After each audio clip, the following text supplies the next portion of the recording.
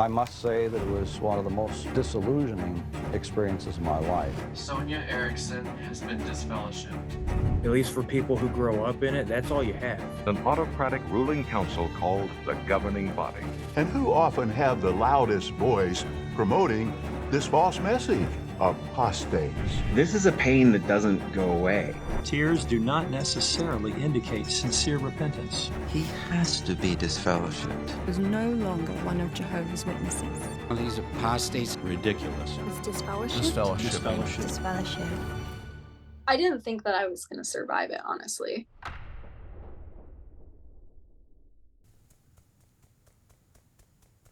Normally I start out these videos with like a joke or a gag, but I just got nothing this time, man. It's like 9:30 at night and I've been stewing all day on how to make this video and I'm still kind of at a loss for words, so please bear with me. Welcome back, ladies and gentlemen, that's you. Thanks for being here on the couch. To another exciting episode of Atheist Church Audit. My name is Jared and I'm an atheist, and today I didn't go to a church. No, I went to a kingdom hall. This is, I believe, my fourth visit to a local kingdom hall, and it's been a minute. This is my third video on the Jehovah's Witnesses, and my first two videos cataloged 3 meetings that I've had with them. And that was maybe a couple of months ago at this point that I was actually there in those services. I've been attempting to do the deep dive into the Jehovah's Witnesses, which is cool on paper, but the dirty secret of my life is that I'm actually completely illiterate. Well, I can't read. So in the past couple of months, I have learned a lot about the Jehovah's Witnesses and the governing body and the 144,000 and 1975, and there's a lot there. There's really a lot there, and I know that I have only just begun to scratch the surface of this incredibly complicated organization. And let me say this from the get-go.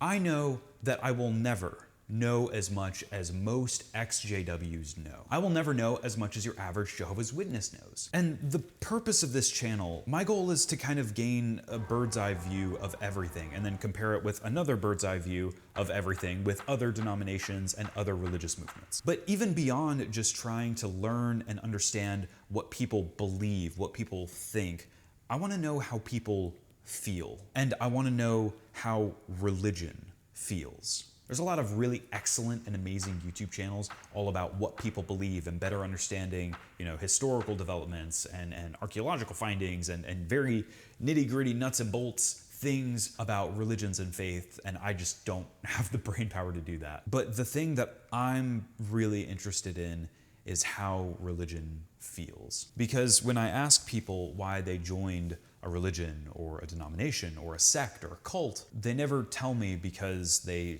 read a syllogism.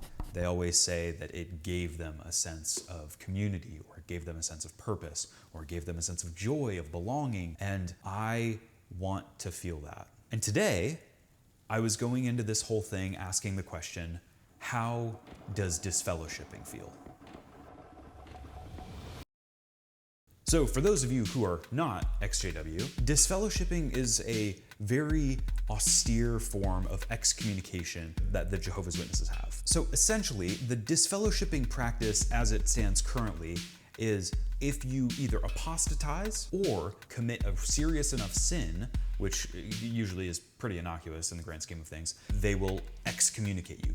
Quit mixing in company with anyone who is not living according to Christian standards. Now, other denominations have, some sort of like excommunication as well, but usually it's like you get kicked out of church leadership, or if you really suck, you'll be kicked out of the church. Jehovah's Witnesses take this to an insane extreme, where for the longest time, if you got kicked out of the church and you were dubbed a disfellowshipped person, your family can't contact you. Your best friends who are still in the kingdom hall, they're not allowed to say hello to you. And I was kind of skeptical of that. You hear stories like that and it's like, but no, that's the protocol, but nobody's actually living like that.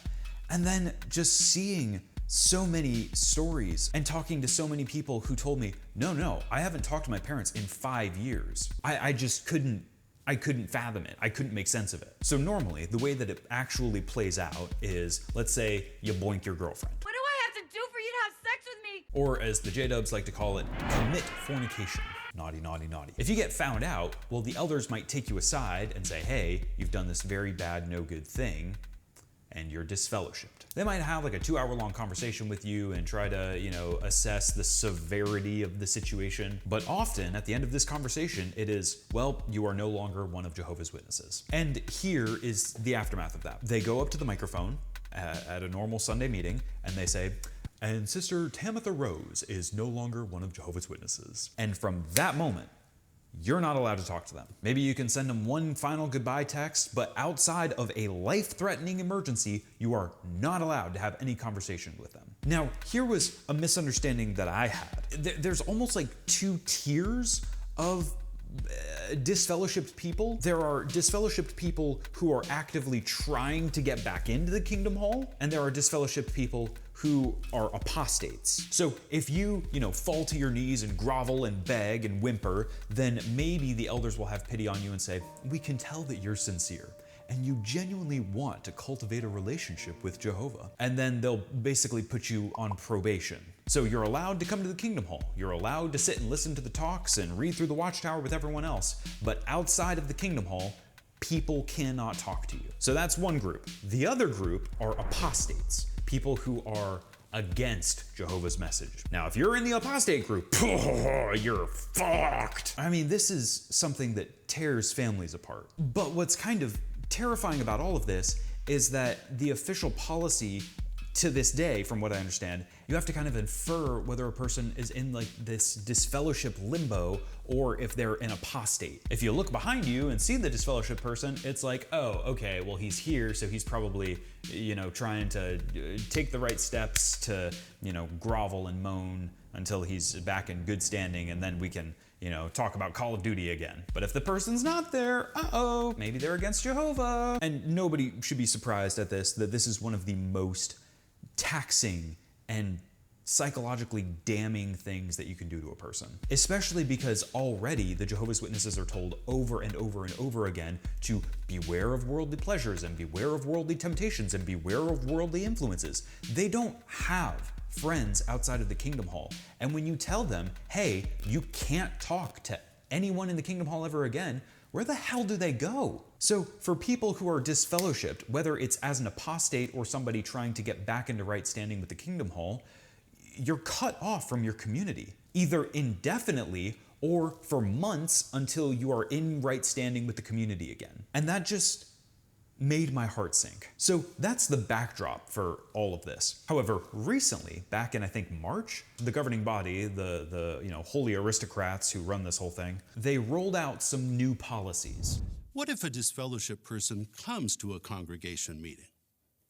Under our current arrangement, we don't say a greeting to individuals who've been removed from the congregation. However, the governing body has decided that publishers can use their Bible-trained conscience to decide whether to give a simple greeting and welcome a disfellowshipped individual who attends a congregation meeting. Hi. So good to see you here. Thank you. While we wouldn't have an extended conversation or socialize with such a person, we do not need to ignore him completely.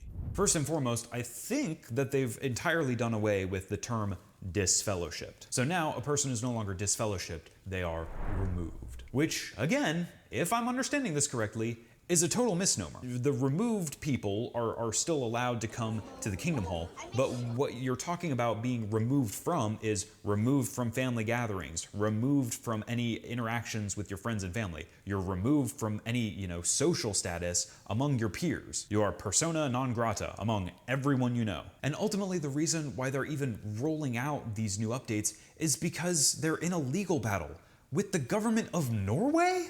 We want to express our grave concern to deprive Jehovah's Witnesses in Norway of state grants and, most importantly, registration as a religious community. It's so contrived, man. So previously, if you were a disfellowshipped person and you were to come into a Kingdom Hall, they would not say a word to you. If you were a recognized disfellowshipped person, you would walk in there and your own mother would look you in the eyes and turn the other direction. So now, the governing body, in trying to soften language around the disfellowshipping arrangement, has said, well now, it is appropriate to greet them with a warm welcome. You can say, hi, hello, how are ya? But you must not get into an extended conversation. No, no, no. The other exception is that you're allowed to talk to disfellowshipped people if it is for the express reason of asking them to come back to the Kingdom Hall or inviting them to a meeting. That means we don't socialize with those who are removed from the congregation.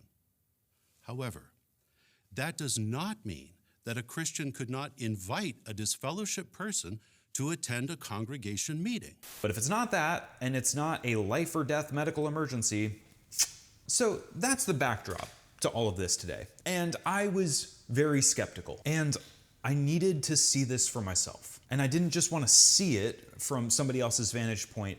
I wanted to experience it myself. So today, I went to a Kingdom Hall, and I told them that I was a disfellowshipped person. So I rolled up to the Kingdom Hall this morning. This was a different Kingdom Hall from either of the previous two that I've been to. I combed my hair, had my nice dress shirt on, I was ready to go. I walk through the door and I meet a guy in his mid-30s named Alex. And he welcomes me with a big warm smile and says, hey, welcome brother, yeah, I haven't seen you before. So I introduced myself, and the protocol, if you're disfellowshipped, is you're supposed to announce the fact that you're disfellowshipped. Almost like you're telling a lover that you have an STD. So I say, hey man, my name is Jared, and just full disclaimer, I'm a disfellowshipped person. Now, in hearing a lot of these ex-JW stories and in hearing a lot of disfellowshipping stories, I was really expecting kind of a cold, closed off, look of horror, and I didn't get that. Instead, I got, well, hey man, we're so grateful to have you. And I gotta be honest that it kind of took me by surprise because I was ready to be treated like a pariah. But to my shock and amazement, I wasn't. So I took my seat and had the normal, very uncomfortable Kingdom Hall experience. The music is still bad, the watchtower is still boring, the people are still incredibly nice, and there just wasn't a whole lot to write home about. For some reason in the watchtower, the whole discussion today was all about courtship, which is probably only applicable to like 10% of the congregation. I thought it was silly. I just recommended to everyone that they should just read a copy of I Kiss Dating Goodbye. Hold on, I think I have a copy. Hold on. Let's go, baby. The Watchtower basically just copied and pasted this entire book. That sexy fedora youth pastor motherfucker. Fun fact, from the ages of 14 to 22, I didn't kiss a girl. Which is why women often report that my kisses now feel like the buttery tail of a freshly baked lobster. Anyway, so the only thing that was really of note about the sermon was that the circuit overseer gave both talks today. And I didn't really know what a circuit overseer was, but he like has some, authority role over like several Kingdom Halls in the area. So I'm just gonna equate it to a bishop. I don't really know or care. So he finishes his talk. He was very, well-spoken, very articulate. And then the mingling happens, the post-service shuffle. And the woman to my left introduces herself and says, hey, my name is Amy, or whatever. And I just wanted to say I was admiring your Bible. Fun fact, I like to pretend that I know how to read Greek, and so I flip through with like a interlinear. As an aside, I learned this recently. The New World Translation, which is the official translation of the Jehovah's Witnesses, the most qualified person on that committee who translated the New World Translation was Fred Franz, the 4th president of the Watchtower Bible and Tract Society. You want to know how much formal Greek training Fred Franz had? 2 years. 2 years at the University of Cincinnati, which technically means that I have more Greek training than he did. That's kind of a big yikes, considering I barely remember the Greek alphabet. Thus saith the Lord, I am the Alpha and the Omicron. But anyway, I'm talking to this woman next to me, and we're having a little chit chat, and very early on, I say, also, just wanted to let you know I'm disfellowshipped. And she perked up and she was like, oh, well, we're so glad that you're here. And, we chit-chatted about my little interlinear Bible a little bit more, and I showed her how to use it, and she was like, oh, that's so cool. Well, we hope you have a wonderful time, and we hope to see you again. And it was, pleasant niceties, like maybe more pleasant than I was expecting. So after I said hi to the woman on my left, the elder comes down and, I'm a new face, so he introduces himself and says hi, and then we start chatting. And again, I very quickly let him know, like, hey man, thanks so much for the warm welcome. Just wanted to let you know I'm a disfellowshipped person. And I think, you know, he was maybe like a little surprised, but he wasn't like horrified. And we talked for a little bit and he was like, well, yeah, you know, they recently updated some new policies, and yeah, if I could get your phone number, I'm happy to send you the new information. And I was like, yeah, I would actually love that. And then his wife came by, and the fact that, you know, in this very brief conversation, he didn't need to tell her that I was disfellowshipped. You know, it was just a really quick exchange, but that seemed relevant. And we were talking about work and like, you know, where we live. So we had a nice little back and forth, and then he was like, well, yeah, man, you're welcome back anytime. We hope to see you again. I was like, okay, interesting, cool. I get up to leave. I grab my handy dandy Watchtower magazine and I make for the door. At the door, I run into this guy, Alex, again, and had a little bit further of a conversation. Now, my conversation with Alex felt the most substantive. Now, he never asked why I was disfellowshipped. He never asked what the things leading up to it were. Basically, all I said was, yeah, I had heard that there were some new disfellowshipping guidelines, and I just wanted to come and see what they were. And he seemed almost excited to tell me, man, we're so grateful because now, you know, the governing body has really been reflecting on the kindness and the mercy of Jehovah. And we feel that these new policies are more in alignment with that part of his character. And I didn't really know how to press him on it. Just the conversation didn't really go the way that I was anticipating, and I was kind of caught off guard. I also was not there to like start a scene. So I asked him the question though, well, you know, that's very interesting, and I'm happy to hear that, you know, that things are moving in a better direction. But did the governing body make a mistake previously when the rules were more austere? And his response was something along the lines of, well, as we get closer and closer to these latter days, the governing body is receiving more and more accurate understanding of scripture. At about this point, the circuit overseer comes and makes an introduction. And again, I didn't really know who this guy was, but apparently I was very lucky to have caught him on this particular Sunday. So we shake hands, we say hello, I tell him I'm disfellowshipped. So I ask him and this gentleman, Alex, and I say something to the effect of, I guess I'm still trying to wrap my head around who is welcome at a Kingdom Hall. And they're like, well, what do you mean? And I say, well, you know, I have some atheist friends. Would they be welcome to, you know, come to a Kingdom Hall? And there was a look of like hesitation on the circuit overseer's face. And I was like, oh, no, not like one of these people who come to disrupt the service, not one of these people, you know, who grab the microphone and start yelling about the child sexual assault cases, which are very real, but just like a run-of-the-mill atheist who, you know, maybe they're antagonistic towards the message, but if they were to come and be polite and to sit and listen and be attentive and then leave respectfully, would they be welcome? And the circuit overseer said, yes, absolutely, without any hesitation. So Alex and I talked a little bit more, and maybe he was breaking the rules a little bit because we started talking about travel, which seemed like a little bit of a detour from the strict guidelines of you can only say welcome and hello, but you should not have any extended conversations. So maybe he was doing a naughty, but it was really appreciated because he was cool and I enjoyed talking to him. And then he told me I was welcome back. So let me get this out of the way. I feel very conflicted right now, and I feel very weird because this is not at all the reaction that I was expecting. I was expecting to go in and be treated like a pariah. I was assuming that the governing body, even though they laid out these new principles, I figured that they were, you know, still gonna try to keep me at arm's length. And to my surprise, they didn't. And it was confusing because on the one hand, I've heard a lot of really horrifying Ex-JW testimonies about what it's like to be disfellowshipped. And then here today, it was like, well, it's not pleasant, sure, but I mean, it doesn't seem that bad. But I knew that I was missing some key parts of the puzzle here. I knew that I wasn't seeing the whole picture. So I decided to go out of my way and talk to some people who have a little bit more of a comprehensive experience with being disfellowshipped. What do people who have never been associated with the Jehovah's Witnesses need to know about disfellowshipping? They need to know that it's a million times worse than what you think it is. Like, it's not just a quirky religious thing.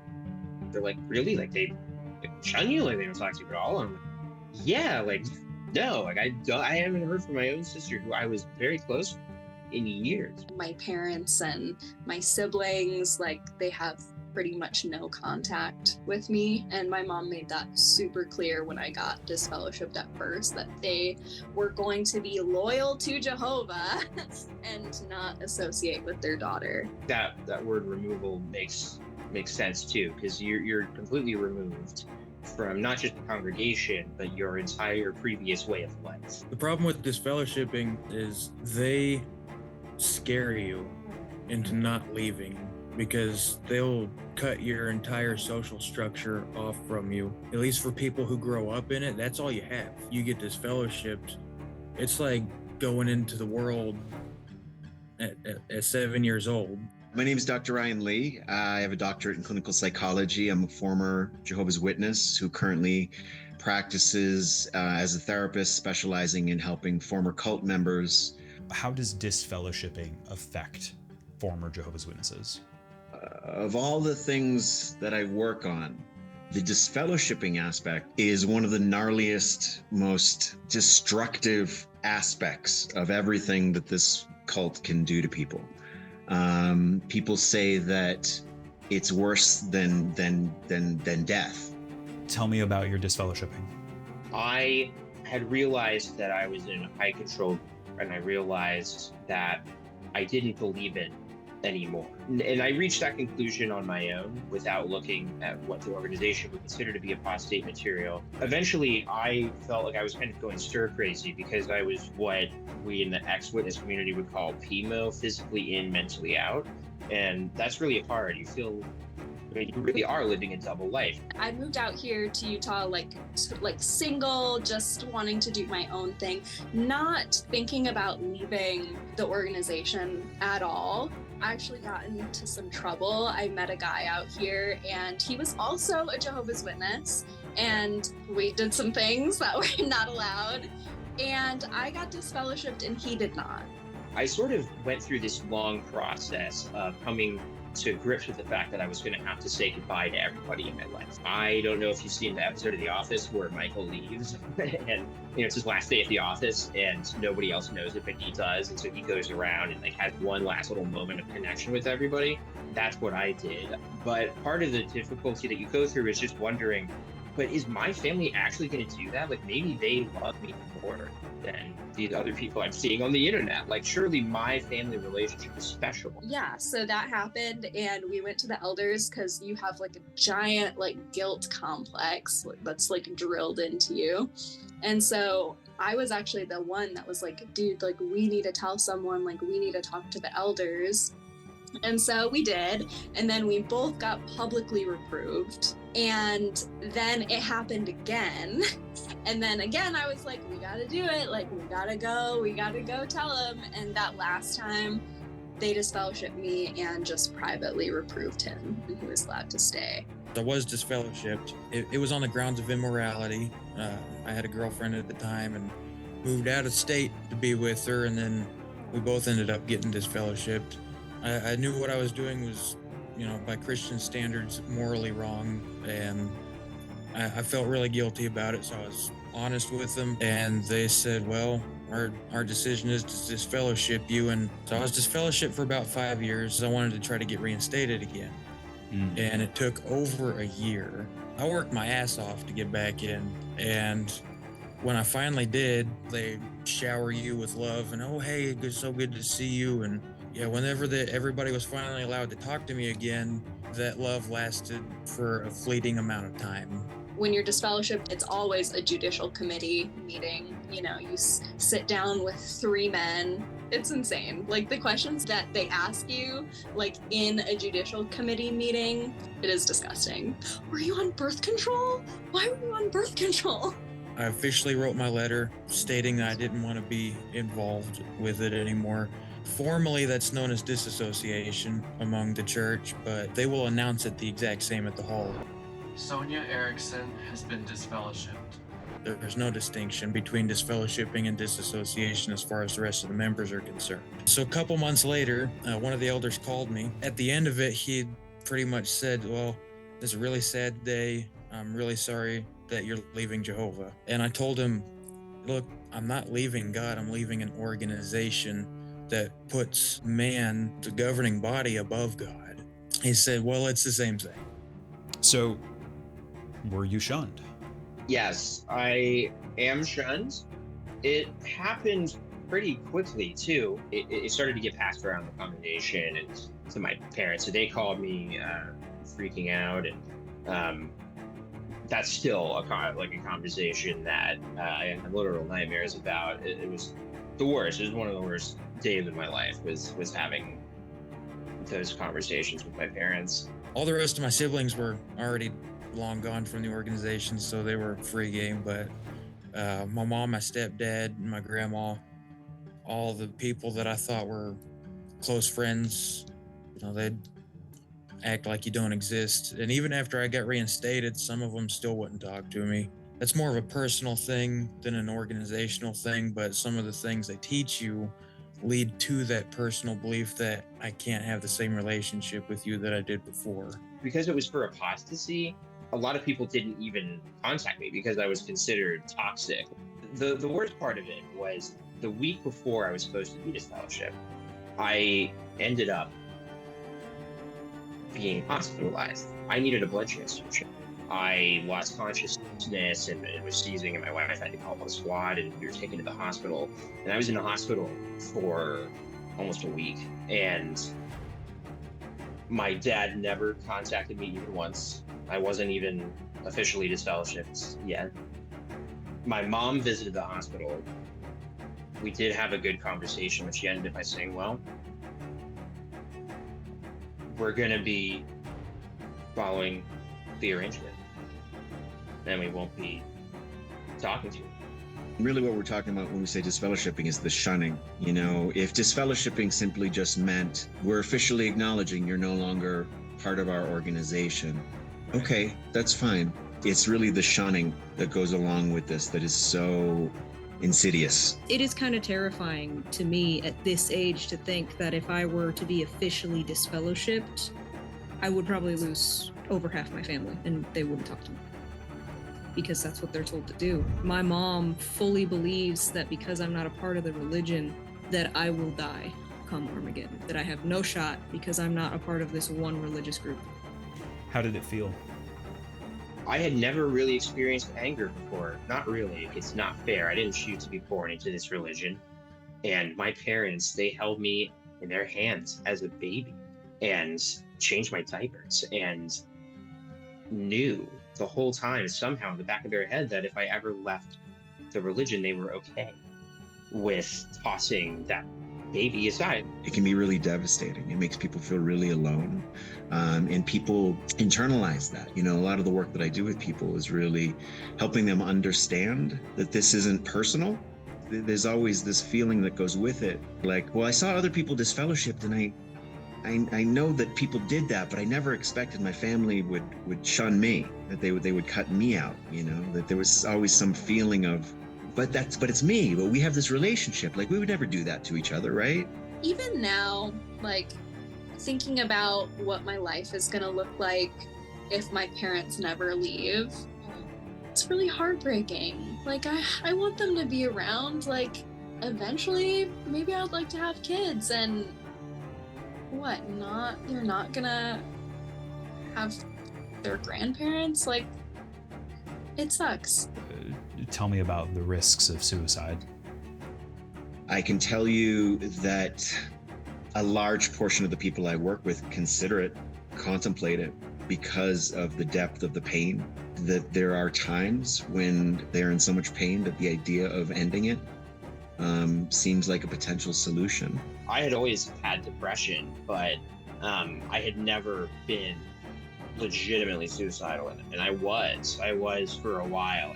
A surprisingly long time after leaving, maybe 2 years after I was disfellowshipped, it was back, and I had an attempt that landed me in the hospital again. I didn't think that I was gonna survive it, honestly. I had to go make friends, otherwise I would not be alive right now. Plain and simple, it was that bad. And I am not really someone who has thoughts like that often, but this was definitely a case where it was okay, I just would rather be dead than deal with this. Social isolation is one of the worst things that you can do to a person. That's why the worst punishment used to be exile or, solitary confinement. It is one of the deepest things, but it's not only that, it's that Jehovah's Witnesses are counter-prepared for the world, not just under-prepared, but counter-prepared, meaning they're infused with all these ideas that everything that exists in this universe, literally, is ruled by Satan and is ominous and evil and out to get you. Everybody who is not a witness is in some way puppeted by the devil, and you cannot trust anybody. And so just being out in the world, in addition to the loneliness that comes with that, they feel inequipped to deal with it, and they have all of these kind of underlying mechanisms and programmings that make them very mistrustful and a bit paranoid sometimes, which further inhibits their ability to make those connections. I don't know. It feels like you can't breathe, like everything is changed. Everything is different overnight. And I didn't have any friends outside of the witnesses. And then I moved out here and I knew literally no one. It was really lonely. It was super lonely. Your entire identity and your sense of self is wrapped up in being a Jehovah's Witness, and being disfellowshipped is being cut off from a religious standpoint. It's being cut off from essentially the ark that God is going to use during Armageddon. The ark before the flood comes, and once that door shuts, nobody else is going to be able to get on. I kind of started deconstructing more recently. The last year and a half or so, I was just totally content believing that Armageddon was going to happen someday and I was just going to die. And it's I would rather be living my life now and just die than be wrapped up in all of this and have everything about my life controlled. Are the people who disfellowship evil? No. Evil is such a challenging concept. I don't think that the people who disfellowship are evil. In my experience, the people who are part of this organization mean well. Their intentions are good. They are acting according to what they have been told this universe is about. The organization, I may go so far as to say, is evil as a system. The people themselves are not bad people. I think they're misled. I think they're brainwashed. And they're only doing what they're told because they think it's the right thing to do, even the elders. It makes people do evil things, like cut their family out or let their children die for lack of a blood transfusion, or cover up sexual abuse. There are evil things that are done. And yes, I feel the organization as an entity itself is evil, but as much as sometimes I'd like to, I can't say that the people in it are evil. They're misguided. And they are working against their own better nature for how a parent should treat their children. It has helped a lot of people get out of bad situations from drugs, from a violent life. But after a while, you need to graduate to something else and start learning for yourself. Like Romans 12:2 and Philippians 2:12 says to prove to yourself and work out your own salvation. The way the organization is built now, you have these other people working out your own salvation. You just need to follow the rules. My cousin was disfellowshipped for a while as a witness. I shunned them. It was totally passive in my life. Your indoctrination defense mechanisms kick in, and you just have trained your brain to not think about that stuff. And when you do, to blame the person, because how dare they reject the truth? What kind of crazy person learns the truth and then's no, I don't want to believe the truth anymore? What do you think, this language changing from disfellowshipping to removing, do you think that it's going to make any substantial difference in people's lives or how they go about it? The shift itself isn't going to make any difference. The changes that they're making, they're doing a little bit more than just changing the name, but it's very slight adjustments. There was a change recently. They're not calling them disfellowshipped anymore. They're just removed from the congregation. And you can now reach out if you're going to invite them to a meeting. Generally speaking, the elders only meet with somebody one time or twice before deciding to disfellowship them. And what Watchtower is proposing is that they're going to give people more chances. And the other thing is they're not going to disfellowship or remove minors anymore unless, and the unless is unless you're an apostate. Before the memorial, that's their like big thing. My mom and my dad both called on separate occasions, and they both sent me this video, and it was an update about, you know, how you're allowed to reach out if you're inviting them to a meeting. It's really sad because it's like as soon as the governing body gave them a little bit, my parents were like obviously so excited that they could reach out to me, which breaks my heart because I know they're just trying to do what they think is the right thing. This is a pain that doesn't go away. It lessens, it becomes more manageable. People develop their capacity in life and they expand their social circle, build new communities. But there's never a point in life where it doesn't hurt that your mother and father or, you know, your immediate family simply will not talk to you or have any part in your life simply because of a choice you made to leave the religion. We've all had friends that we don't talk to anymore because things have happened. But to treat somebody like they don't exist, that's completely different. Imagine if your mother stopped talking to you and pretended like you didn't exist. I'm like not even scratching the surface of like how fucked up it is. At a time in your life where you need somebody more than ever, the people who are supposed to be there for you are just unwilling. If a person treated you the way the organization treats its members, you wouldn't want to be friends with them. Everything that's good about the religion is not unique, and everything that is unique about the religion is not good. Damn. So what do I make of this? What do I make of this whole ordeal? If you are a Jehovah's Witness watching this, I hope that you can feel that I attempted to do this in good faith. Granted, it was an unorthodox experiment, but I'm really concerned for the well-being of the people there. I want to make sure that y'all are okay, because I've heard a lot of scary things that speak to the contrary. And I want to give credit where credit is due and say that this does seem like a genuine improvement. Now, I figured that the people here, they were going to be, so stuck in their ways. They were going to be so adamant about, well, nope, he's a disfellowship person and I just have to ignore him. But instead, what I found was that nobody wants to disfellowship people. Nobody wants to treat their friend and their brother like they don't exist. Instead, people were excited to soften this policy, even just a little bit, so that they could maintain their humanness and say hello to somebody that they miss. And so, is this a step in the right direction? Yes. And in talking to some of these ex-Jehovah's Witnesses, it sounds like this policy kind of opened the floodgates a little bit for their family members to reach out to them and say, hey, I'm just calling you to invite you to the next Kingdom Hall meeting, but also I love you and how are you doing and I miss you so much. And it kills me that that's what's happening. It kills me that people are so eager to have a sense of reconnection with their loved ones that they haven't been allowed to communicate with for years. And this is what it took. It took the Norwegian government to twist the arm of the governing body to get them to soften on a really bad policy. Here's what I want to say. Is this a step in the right direction?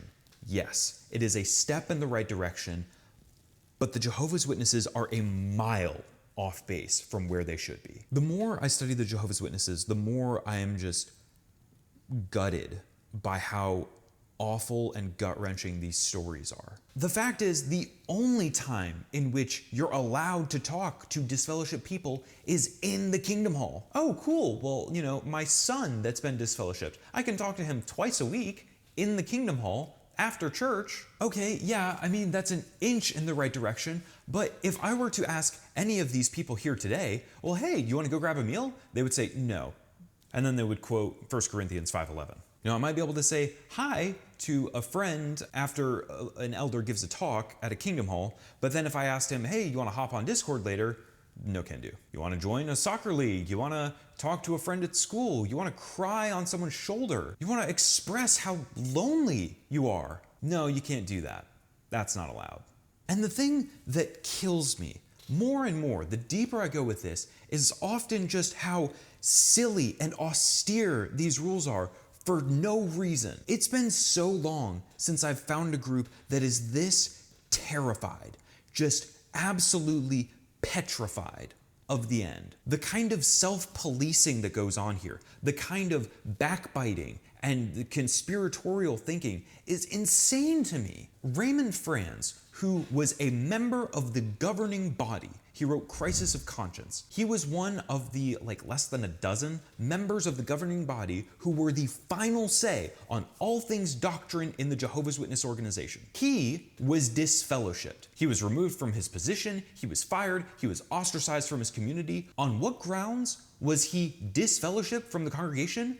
For eating with a disfellowshipped person. He got spaghetti and meatballs with No-Go Joe. And they took one of the most respected members of their community, one of the brightest theological minds that they had to offer, and they kicked him to the curb because he ate a meal with a disfellowshipped person.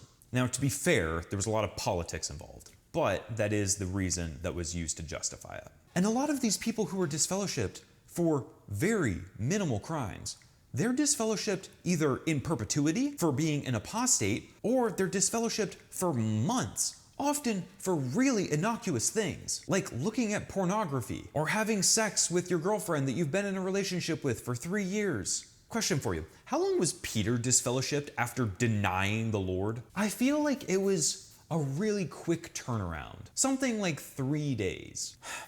And maybe the thing that breaks my heart the most is that honest people with honest questions are treated like a contaminant. They need to be quarantined. They need to be kicked out of the body because they're going to infect everyone else with these dangerous questions. And I've seen over and over again, people get kicked out of the Jehovah's Witnesses because they just have minor differences in opinion. People who believe the Bible, people who love Jesus, people who are terrified of the apocalypse are still kicked out of this organization because of minor issues of conscience, minor discrepancies in how they interpret the scriptures. People are often kicked out of the Jehovah's Witness organization, not for denying the apocalypse, not for denying the authenticity of the Bible as the Word of God, but for questioning the blood transfusion doctrine, or questioning the disfellowshipping arrangement, or bringing up the year 1975. And any deviation from the official Watchtower position is stomped out with the fist of God. And it's so crazy to me, the certainty with which the elders and everyone else in this congregation is willing to assert to everyone else. The reality is that all of this is coming from the governing body. You know, the governing body that gets excommunicated for eating with a disfellowshipped person. The governing body who has a problem with alcohol. The governing body who is human. And I think that's what I want to end all of this on. The big takeaway here is not that the governing body or that Jehovah's Witnesses are bad people. It's that they're people, all of them. And I think the governing body has a very bad interpretation of Scripture in many places. And I think if you're a Jehovah's Witness watching this, I think you feel that deep down. Is it really the case that the invisible presence of Christ came to rule over the earth in 1914? Is it really the case that the apostles in the first century were talking about blood transfusions when they said, don't drink blood? And is it really the case that you shouldn't talk to your friends and family if they leave the faith? None of the people I spoke to today were bad people. Hell, I would say that the fact that they were eager to talk to me because of this new disfellowshipping arrangement is proof of the fact that they're people and they don't want to ostracize others. There's a line in Crisis of Conscience that broke my heart. He mentions it in passing. Victims of victims. And that just kills me inside. Because it feels like everyone here, from the top to the bottom, is just afraid of themselves. This bizarre organization that is just, in a standoff with themselves. This never-ending witch hunt, this never-ending purity test of trying to determine if somebody is secretly not believing hard enough or not, pioneering long enough or not doing whatever the hell the governing body is saying to do this month. Now, I'll caveat that by saying I know that there have been real victims by really bad people here, but I don't think that the average person who has disfellowshipped a friend is necessarily a bad person. Because to a lesser extent, I know what that feels like. My best friend and I, we converted to Christianity together, and we deconverted at about the same time. There was a solid decade in there where we were brothers in Christ, and we were very passionate about the faith together. But towards the end, we could both see each other slipping. And the exact same Bible verses that the Jehovah's Witnesses use to point to disfellowshipping, I was looking at and wondering, well, if my best friend falls away from the faith, or he starts becoming ungodly, is it the right thing for me to disfellowship him? I obviously wouldn't have used that terminology as an evangelical, but in moments where he seemed further along in his deconversion or deconstruction than I did, I felt a sense of fear. Is he a threat to my faith? Is he a threat to my worldview? Is he going to drag me down with him?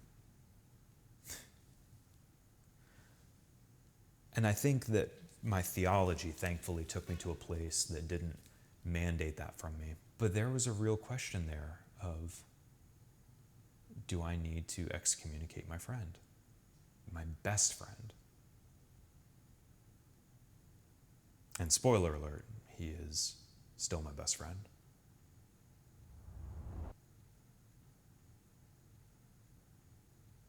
And he's still my brother. And I don't know what I would have ever done without him. So I want to extend an apology to the ex-Jehovah's Witness community and to the Jehovah's Witness community. If you've been disfellowshipped, I'm so sorry for the hell that you had to experience. And if you're an ex-J-Dub or a J-Dub who has disfellowshipped somebody, I'm sorry for that too.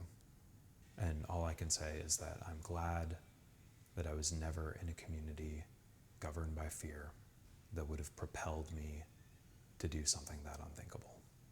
This isn't my last brush with the Jehovah's Witnesses. I've still got a lot to learn. Thank you guys for bearing with me. My name is Jared. I'm an atheist. Go to church. Hey, congratulations, you made it to the end of the video. I'm proud of you. Look at that attention span. I don't really know what the hell I'm doing here. At the time of filming this video has been like 3 months in the making, and it has absolutely been worth it. So for all of my differences that I have with the Watchtower Bible and Tract Society, there is one thing that we have in common, and that is a shared love for ancient Bible manuscripts. That's why, at the time of filming this video, for all of my Patreon supporters who pledge $10 or more a month, I write them a handwritten letter, and I include in that letter a handmade, one-of-a-kind Bible manuscript fragment. I still really have no idea what it is that I'm doing with all of this. Oh, there goes my light. If for some reason that sounds cool to you and you want to help support it, head on over to patreon.com/Heliocentric. Thanks so much for being here, and I'll see you in the next one.